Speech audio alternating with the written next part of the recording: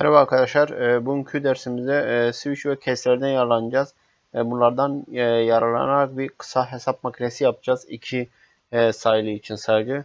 3-4 sayı ya da daha fazlası için değil. Sadece kullanıcı bir girdi girecek, iki girdi girecek. Bunların sonucunda toplama, çıkarma, bölme ya da çarpma işlemini seçerek bunun sonucunda sonuç elde edecekler. Bir de bunun yanında bir de şey işleyeceğiz. Default olarak bir değer vereceğiz. Default değeri mesela kullanıcı belirlediğimiz şeylerin dışına çıkarsa ona ekranda gösterebileceğimiz bir şey sunacağız. Bunun için programımızı açtık arkadaşlar. Şu şekilde şunları şöyle kaldırayım. Zaten bunu anlatmaya gerek yok. Biliyoruz az çok. Namespace uzay uzay isimlerinden seçiyoruz. Bu olmadan sıkıntı veriyor. Onun dışında bunlar standart zaten. Ekstra şunu anlatayım. Türkçe karakterler için bunu ekliyoruz.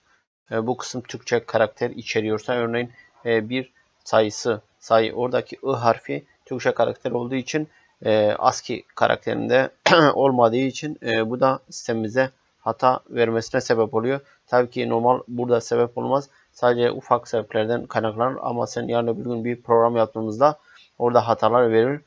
Bunun için switch ve case'lerden şimdi yararlanacağız. Ekstra onun dışında bir şey yok. Şimdi birinci sayımız ve ikinci sayımız olacak. Onun dışında bir de bir sonuç olacak elimizde. O yüzden bunlar integer olarak giriyoruz. Integer S1, S2 olacak. Bir de elimizde bir sonucumuz olacak. Bunlar integer şekilde. Burada en önemli noktalardan biri char işlem arkadaşlar. Sonra geri geleceğim bunu anlatmak için. Bu karakter yani işlem bunu switch döngüsü içinde belirteceğiz. Bu işlem şu an için bir karakter alabilir sadece. Karakter de tek tırnak içinde belirtilir ve tek karakter şeklinde alınır. Örneğin işte şimdi birazdan yapacağız. Artı, eksi bunlar tek karakter şeklinde olacak. Cout diyoruz aşağıda. Şöyle bazıları şu ok işaretlerinden karıştırıyorlar. Bilginiz olsun. Bu ok işaretleri şöyle olacak. Bilginiz olsun. Cout diyoruz. Örneğin işte kullanıcı girecek. Birinci sayıyı giriniz. Birinci sayıyı giriniz. Şöyle eşittir bir de boşluk bırakacağız. Çünkü sistemde güzel görünmesi için.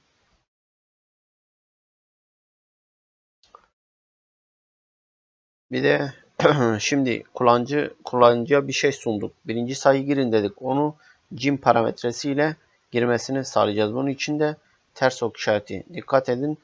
Cout'la cin ikisi farklı arkadaşlar. Ok işaretleri. Buradan bir S1 kullanıcı S1 girecek buradan. Noktalı virgülle kapatmayı unutmuyoruz. Ondan sonra aynı şekilde şöyle hızlı olsun diye şunları şöyle. Burada da kullanıcı ikinci sayıyı girecek. Şurada da ikinci sayıyı kullanıcıdan girdi olarak aldık. Ondan sonra şöyle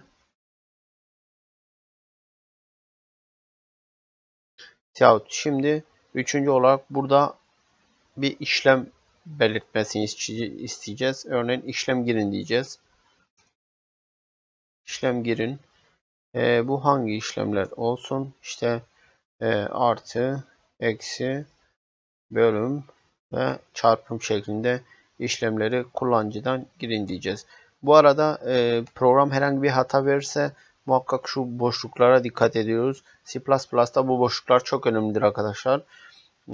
Onun dışında artık yavaş yavaş giriyoruz. Şimdi bir girdi daha alacağız. Girdide de şu şekilde işlem parametresini girdik. Evet, switch case döngüsüne yani switch case'lere giriş yapıyoruz şimdi. Switch. Bir tane switch'imiz açıyoruz. Burada fonksiyon gibi düşünebiliriz bunu. Şimdi işlem kısmıyla işlem yapacağımız için switch işlemi yaptık arkadaşlar. Çünkü niye? Burada cin'de char işlem bir karakter dediğimiz için şimdi o karakterlerden faydalanacağız. Bu yüzden switch işlem şeklinde belirtip bunda da fonksiyonlarımızı açıp kapatıyoruz. Ben genelde ilk açıp kapatıyorum çünkü açıp kapatmazsak devamında unutabiliriz arkadaşlar. O yüzden şimdi case diyoruz. Tek karakter belirteceğimiz için şöyle mesela toplama işaretini koyduk. 2 noktamızı koyuyoruz case'lerde. Ondan sonra sonuç eşittir. Burada S1 artı S2 olacak. Noktalı virgülümüzde kapatmayı unutmuyoruz arkadaşlar. Burada da şöyle yazıyoruz.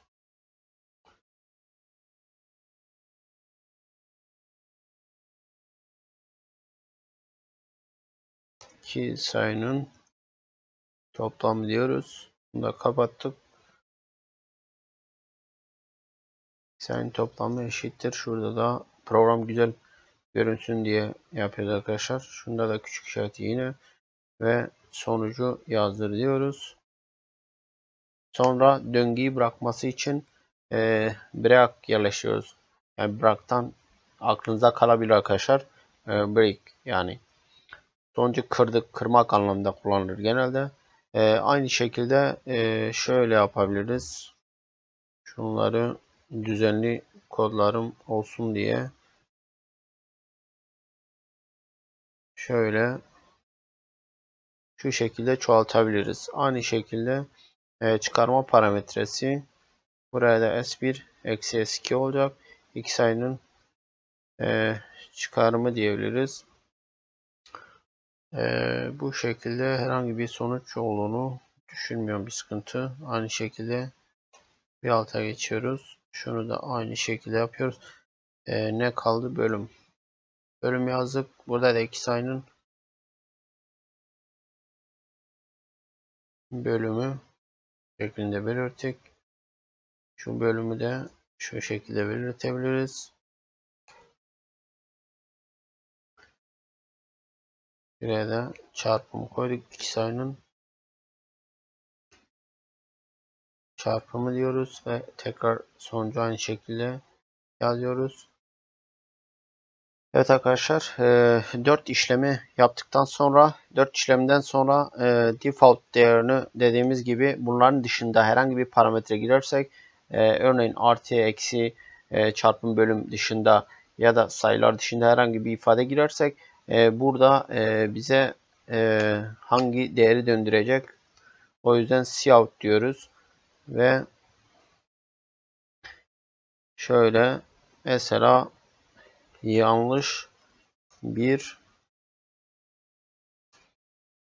işlem seçtiniz diyebiliriz.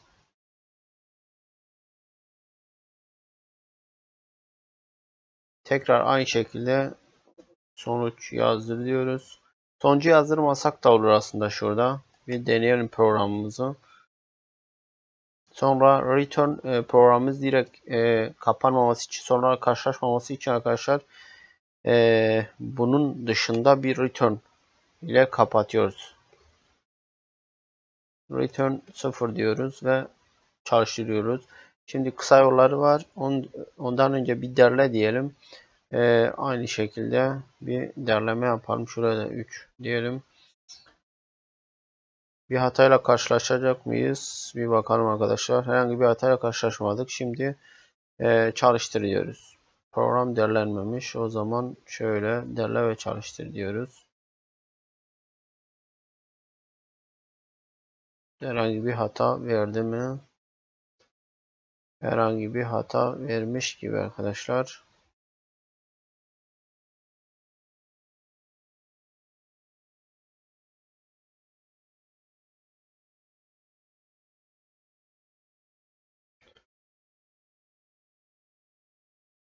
Şurada F9. Arkadaşlar programda böyle bir hata veriyor. Bunu kapattım, açtım, yeni dosya açtım, yeni proje açtım. Her şeyde aynı hatayı veriyor. Sanırım benim programımı güncellemem lazım. Bu C++ programı 4.9.9.2 versiyonu. Çünkü her halükarda böyle bir hata verdi. O yüzden tüm kodları kopyaladım. Online editörde bir deneyim dedim. Online editöre geldik arkadaşlar. Herhangi bir online editör compiler açabiliriz C++ için. Google'da aradım. Yapıştırdık arkadaşlar. Bunu run dediğimizde bu programımız çalıştığını görüyoruz. Bir sayı girin diyor. Örneğin 3 girdik. İkinci sayı girin. 5 girdik. Diyor ki herhangi bir işlem giriz. Biz çarpı girelim. Sonuç 15 olması gerek. Bastığımızda ne diyor? İki sayının çarpımı 15'tir. Demek ki bu hesap makinesini doğru bir şekilde yapmışız demektir ve programımız çalışıyor. Dediğim gibi hata sadece bu programın bir şeyinde hata var ama daha çözemedim. Onu çözeceğim. Büyük ihtimalle programı kaldırıp tekrar yükleyeceğim.